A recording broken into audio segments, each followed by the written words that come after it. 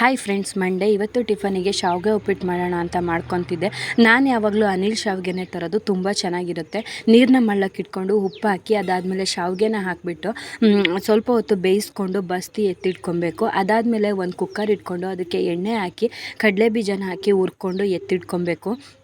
ಅದೇ ಬಾಣಲಿಗೆ 1 ಸ್ಪೂನ್ ಆಗುವಷ್ಟು ಸಾಸಿವೆ, ಜೀರಿಗೆ, ಕಡಲೆಬೇಳೆ, ಉದ್ದಿನಬೇಳೆ ಹಾಕಿ ಫ್ರೈ ಮಾಡಿಕೊಂಡು ಆಮೇಲೆ ಹಸಿರು ಮೆಣಸಿನ್ಕಾಯಿ, ಕರಿಬೇವಿನ ಸೊಪ್ಪು, ಈರುಳ್ಳಿ ಹಾಕಿ ಚೆನ್ನಾಗಿ ಫ್ರೈ ಮಾಡ್ಕೊಬೇಕು. ಉಪ್ಪು ಹಾಕಿದ್ರೆ ಬೇಗ ಫ್ರೈ ಆಗುತ್ತೆ.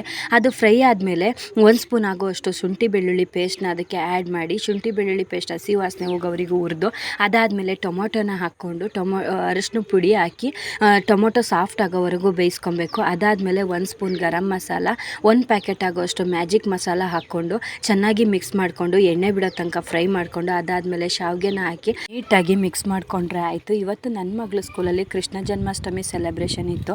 ಸೊ ಅವಳಿಗೆ ರಾಧೆ ಡ್ರೆಸ್ ಹಾಕಕ್ಕೆ ಹೇಳಿದರು. ಸೊ ಅದಕ್ಕೆ ನಾನು ಅರ್ಧಕ್ಕೆ ಬಿಟ್ಟು ಹೋದೆ. ನನ್ನ ಹಸ್ಬೆಂಡ್ ಅದನ್ನು ನೋಡ್ಕೊತಾ ಇದ್ದರು. ಸೊ ಈ ರಾಧೆ ಡ್ರೆಸ್ಸಿಂದ ಫುಲ್ ವಿಡಿಯೋ ನನ್ನ ಯೂಟ್ಯೂಬ್ ಚಾನಲಲ್ಲಿ ಅಪ್ಲೋಡ್ ಆಗುತ್ತೆ. ದಯವಿಟ್ಟು ಯಾರಿಗೆಲ್ಲ ಇಂಟ್ರೆಸ್ಟ್ ಇದು ಒಂದು ಸಲ ಚೆಕ್ಔಟ್ ಮಾಡಿ. ಓಕೆ, ಮತ್ತೊಂದು ವಿಡಿಯೋದೊಂದಿಗೆ ಸಿಗ್ತೀನಿ. ಬಾಯ್.